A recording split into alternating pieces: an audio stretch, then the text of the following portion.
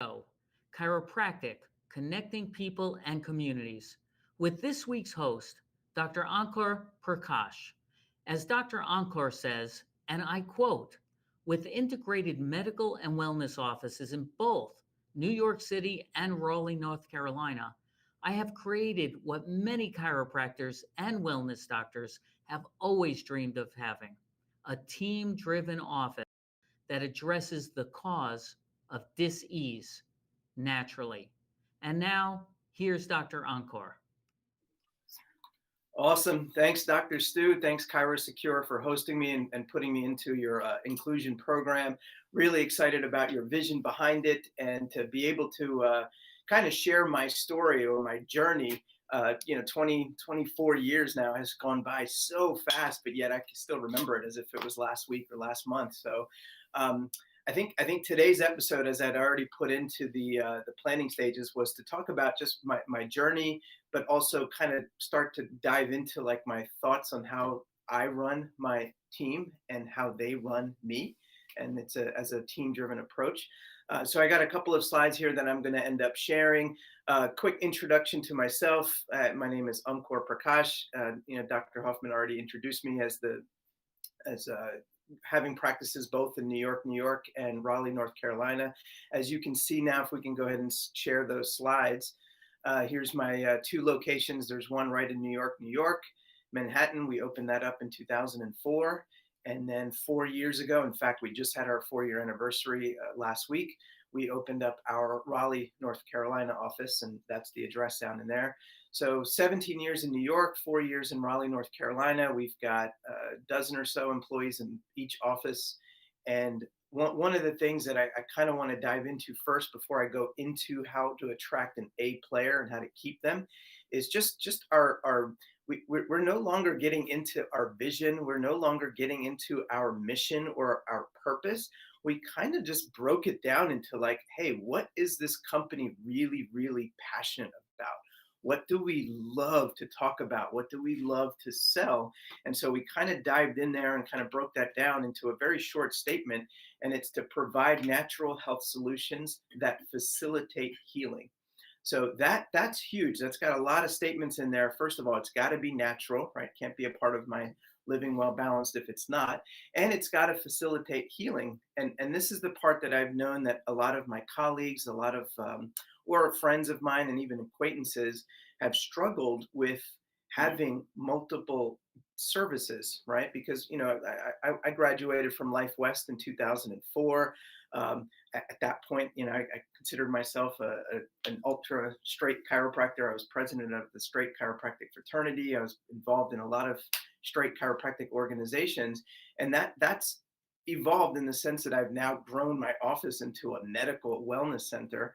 But the one thing that will still hold true, and this is a picture of a quote that's right above my door or right above my office, every single new patient sits in my office for a consultation, whether it's with me or another employee, and they've got to review that quote, right? It's very straightforward. All the chiropractors that are looking at this know this forwards and backwards, but the power that made the body heals the body. It's got to be something that you're passionate about.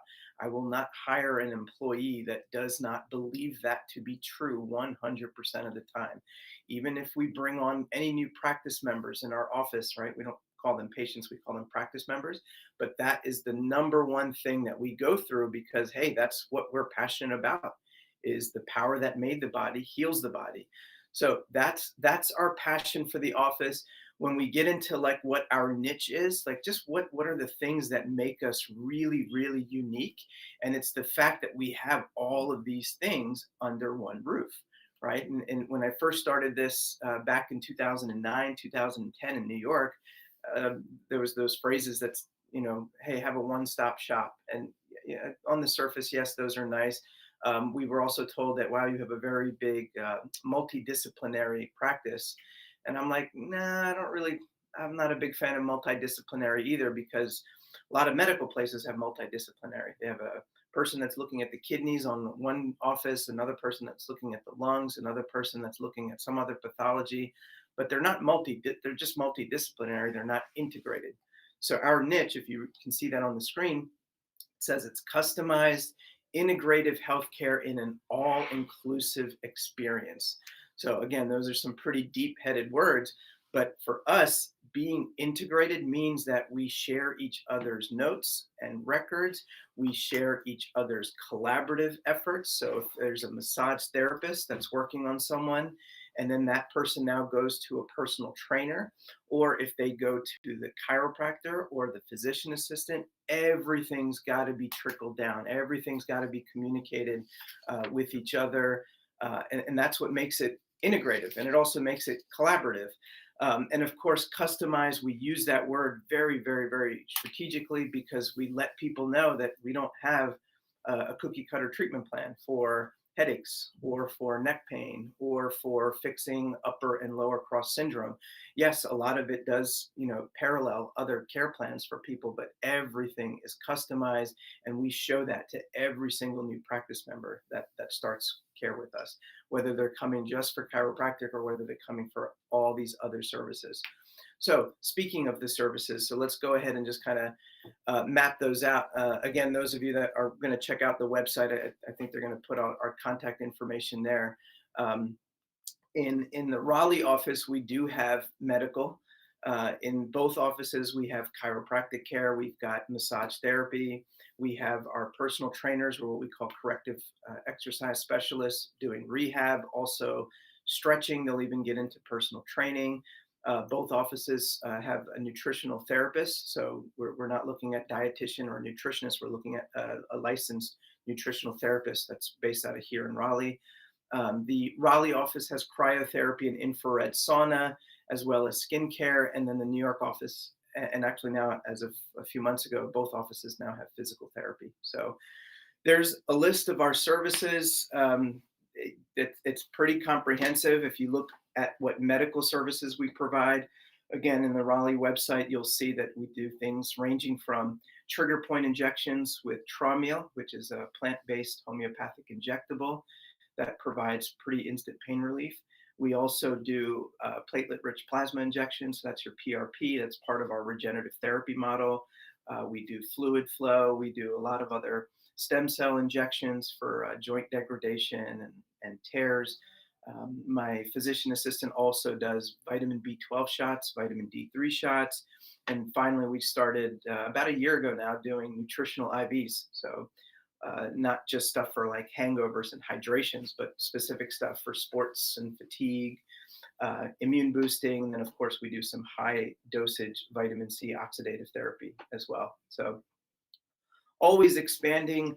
But again, these services have got to fall under that umbrella that, hey, the power that made the body heals the body.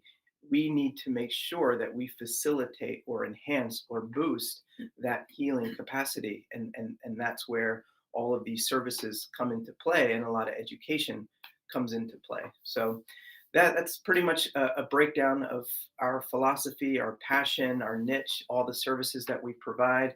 I think what I want to do is just spend like the next 10 minutes trying to getting into the meat of what this first presentation is about. And that's with attracting an A player. So you should be able to see that on your screen here. I remember in chiropractic school, and I've got a friend who's here in the studio with me. We what was it, C for chiropractic, right? Like we always had the C students make the best chiropractic offices, the A students go into research, and the B students work for the C students. I remember that as if it was yesterday. But when it comes to employees, I don't want a C player. I don't want a B player. We want an A player. We want someone that really, really believes in the power that made the body heals the body. They believe in our values. So we do a lot of stuff on attracting the A player based off of our office values. So I've got 3 bullet points there. The first one I talk about is vision. Whenever we're hiring a new massage therapist or a new personal trainer or a physical therapist and even a physician assistant, the next move we're doing is hiring another chiropractor here for the Raleigh office. One of the things I always do with my current team at our meetings is to talk about the ideal traits and characteristics of an amazing massage therapist. And we've done this years and years ago, but we still revise it at least once a year. It's an awesome document. It just says, hey, here's what an ideal massage therapist looks like. Here's what an ideal trainer looks like. Here's what an ideal front desk wellness assistant looks like. So that's the first part of when we attract an A player, a new employee, we've got to revisit, hey, what are the ideal traits and characteristics and behaviors of that position? So that's our vision. When we get into the ads, our office has always been blessed by getting referrals. So we have no problem asking current practice members, even current employees, that, hey, who do you know that would be an all-star at our front desk? Or who do you know that would be an amazing physical therapist assistant? And so we begin by, of course, asking our current network, but we also do use Indeed. I don't know if any of you that have had success with Indeed, but we don't do the free version. We actually do pay to get the right type of quality over quantity. So we put our ad on Indeed. If any of you want sample ads, I'd be happy to share any of this stuff with you. We've got ads for all different types of positions that we've filled. Our ads are a little bit more fun. We don't just list all the things that we are wanting them to do. We're not a do have be culture or have do be. We're kind of the other way around. So we're super identity based. We kind of make it very clear on who we want to attract, not necessarily what they do. Just deeper down, I guess you can say we attract people based off of culture and not necessarily talent, right? And that's a pretty big statement to say, because it's not that I want someone who's horrible at adjusting or horrible at doing massage. They obviously have to be a good or great technician, but when it comes to the ad, we really make it clear about who the type of person we want first, not just what their certifications are or how much experience they've had. So we done the vision with the team. We put the ad out. Now we're starting to get a lot of cover letters, a lot of resumes. And finally, when we get into that interviewing process, again, I've got lots of different documents that we use. Every position, it's always a minimum 3-step process. It starts with the phone interview. We've been doing phone interviews for over a decade now. This is, again, trying to kind of pick apart people's lifestyle and what they really believe in. So this isn't just a phone interview about what your strengths are or what your weaknesses are. There's a lot of fun questions in there that talks about, what do you like to do in your off days? What books have you read? What do you do for your own personal growth? What are some of your top 3 goals for this year? Do you write them down? So like things like that, just to kind of make sure that we're hiring them for who they are, not just for being a great front desk person, getting to know them as a person as well. After they pass the phone interview, we get into the face-to-face interview. So this is kind of where we get into the nitty-gritty of what the position is. We kind of want to gauge them on that. Hey, is this person just looking for a job, or is this just a career?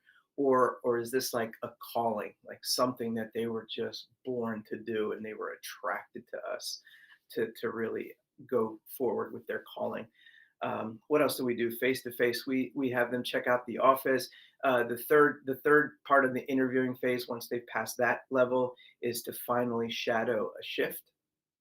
And so that to me is kind of like the make it or break it visit, because now that they've gone through the interviewing process on the phone, face to face, and of course on the face to face, if they're a therapist or a trainer, they will also provide a therapy or a training session. But now on this third interview, they're completely shadowing a full shift, whether it's the morning or afternoon or even the weekend shift. And I want them to be engaged. I don't want them to be shy. There's a checklist that we use just to see how communicative they are when we put them on the spot with answering questions like, hey, why would you want to work here? Or what attracted you to this office? Or we have them shadow as much as we can. Obviously, they're not shadowing a massage therapy session, but they are shadowing all of our other services that aren't so intimate.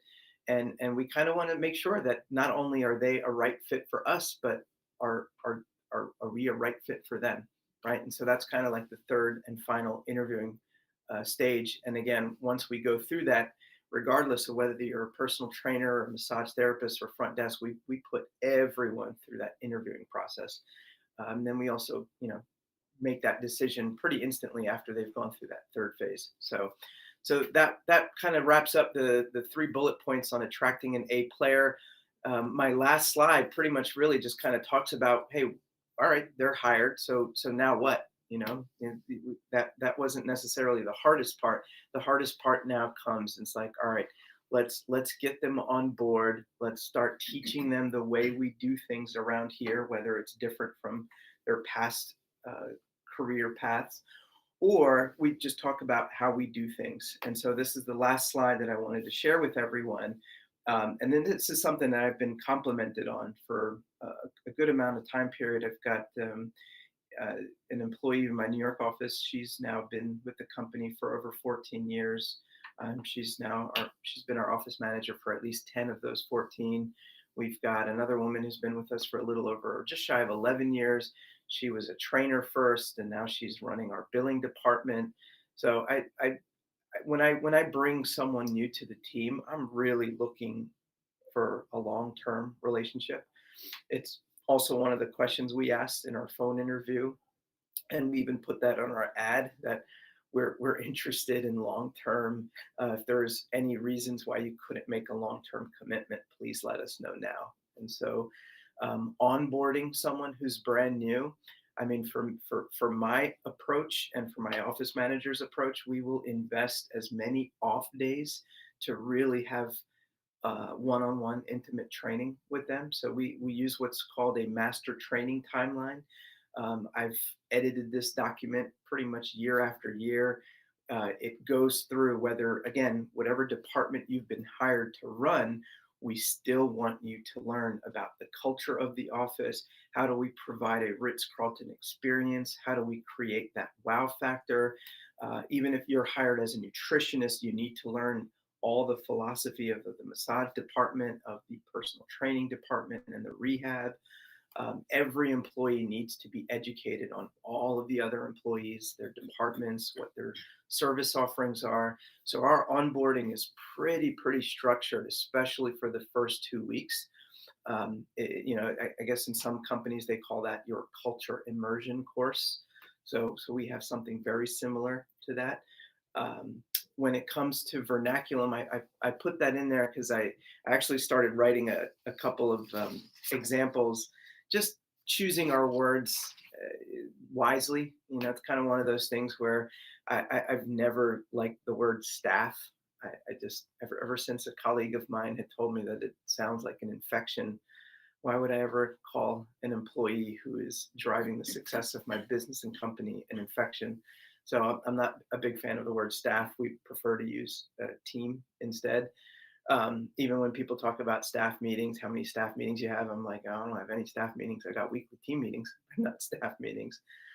When it comes to having an integrated approach and having that many employees, we don't also use the word me. We don't use the word I. We always do it as a we approach. So you won't hear any of my employees saying, oh, so and so did that, or I can't remember if they did that. We always, even when we reply on emails or answering the phone, we always do it in a we format. So that way it doesn't come off as a me, I. What are the words for vernaculum? I remind every new employee that we're serving people, or what we call our practice members. We're not serving patients, right? Patients gives that annotation of someone who's sick and diseased, and we don't want to promote that in our office. Although yes, there are people who start with that level of care, but we want to always talk about being practice members rather than patients. Even the word treatment, and I don't use the word treatment or treatment plan, we always call them a care plan or a health plan. So just some of the examples that we use when we're training a new employee on just how important it is to use our words wisely. The last 2 bullet points, I'll kind of finish up here. I know we're wrapping out of time, is rewarding the behavior. There's rewarding the behavior or disciplining the behavior that you don't want. And it's not that I'm against discipline. We've got employee warning letters and disciplinary action plans. But for me, it's all about rewarding all the good stuff that you see. We do our weekly team meetings every Monday. We change them up. Sometimes we do focus on the business. Next week we might focus on training. The week after that we may focus on clinical review, where we'll kind of go over the most recent new patients or new practice members that have signed up, or any progress reviews. So we always kind of go through different types of meetings throughout the week. There's department meetings as well. So the massage therapists will meet, the trainers and the rehab physical therapists will meet. Again, just making sure that they feel like they're encouraged not only to come up with new ideas and to be innovative, but also just going over the way that we do things. And if there's anything that we could be doing better, any particular employees that we need to acknowledge from the week before. Um, lot of simple things like that. Um, Also, with rewarding the behavior, we try to play at least once a quarter games in our office. We try to gamify, for example, recalls and reactivations. Once a quarter, we'll have a contest on who can reactivate former patients that have not been in for 90 days or even 6 months. We'll do a game that we did on who can be fully booked the most. So, for example, with massage therapists, they're only seeing one person at a time, but if they have 27 slots throughout the week, they get rewarded if they were booked 27 out of 27, and we make it like a competition as well. So those were just some of the examples that we've done. I do invest in my employees quite a bit, and that doesn't necessarily mean you got to take them out to dinner all the time and buy them birthday gifts, but we invest in seminars, we invest in one-day intensives that we might run. Obviously, with this pandemic, we didn't do much traveling this past year, but we're starting to kind of schedule out one-day or two-day retreats. I've always invested in taking my team to conferences and seminars. Again, we haven't done anything in the past year, but at least twice a year to invest in those. And then also we give them a little bit of a credit each year to invest in any other continuing ed things or seminars that they want to go to. Um, and it doesn't have to be promoted by Living Well Balanced. It could be anything that they like that will further enhance their career and just who they are as a person. So just some of the examples I wanted to talk about with rewarding the behavior. I think from, if we had any of my employees here as guests, they would give a lot of good examples about how we invest heavily on our team, as they obviously invest heavily in the company. And then last but not least, I put in reviews. I still have so many of my good friends that just don't like doing employee reviews, and I don't know why.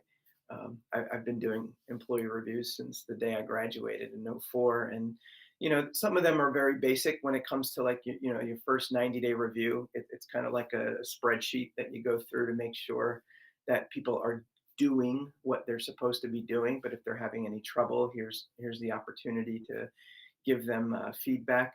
All of my employee reviews are 360 reviews, so I do have other employees give me feedback on them, on strengths and anything that they feel like they need to improve on. If they're doing any type of patient care, I do get patients or certain practice members to also give me any feedback on them as well. So that way they get reviews not just from top down, but from their coworkers as well as their practice members. We do reviews every 6 months. So there's a mid-year review and then the end of year review. I have different questions at the end of year review. Some of them are quite invasive in terms of like, I want to know what they're doing personally to grow themselves, what their personal goals are, anything that they want to learn, even if it's stuff about like cooking classes or being part of book clubs, even though that has nothing to do with working at Living Well Balanced. It actually has everything to do with working at Living Well Balanced. So I kind of want to make sure that they take care of themselves outside of this office. Other things that I'll do at reviews, we'll kind of put the business hat on them. I love telling or asking them, hey, if you owned or managed, what would you do differently? What would you want to do? What would be one thing that you want to add differently to your offerings for this upcoming year? Or what do you think we can do to enhance the experience better? And those are just worth every penny when you get people who've invested in you saying that, hey, if we could do this, or if we could start doing this, that would be an awesome thing to bring to the table. So reviews are just something I love, man. I do it at least twice a year. We schedule them out as far as we can, and it's just a great opportunity. It's not just a meeting where they can, excuse my language, bitch and complain, and it's not an opportunity that guarantees them bonuses, like or a raise. I don't look at reviews as that. I don't want to just value them for their time and money. It's I value them for their effort. I want to see production and value creation, not just that they've been here for X amount of time. So those are just sample ideas of how I engage my team. I know I try to mention as much as I could in the 20 minutes that I had with you guys today, but I'm looking forward to the next 5 or 6 shows where I kind of dive in a little bit deeper on the team-driven approach, especially when you start to integrate. And I know that's the part that a lot of my colleagues, some of them have had troubles integrating massage in their practices, or they kind of make them 1099s and just rent space from them. But if you are interested in really learning how to put this as a culture and really make a holistic, vitalistic approach to care plans, out in addition to chiropractic, with chiropractic really being at the center, I'm your man. I got plenty of stuff to share in the next 5 or 6 shows about how we do that. I'll show a lot of sample care plans and treatment plans. I'll definitely show some sample meetings on how we constructively organize people's care plans together. So I'm pretty excited. Thank you, Dr. Hoffman, again, for including me as part of this all inclusion program. We got a great show coming up tomorrow. Make sure you listen to Dr. Walter. Dr. Sanchez is doing his show. It's going to be awesome. Thank you again. Have a great day.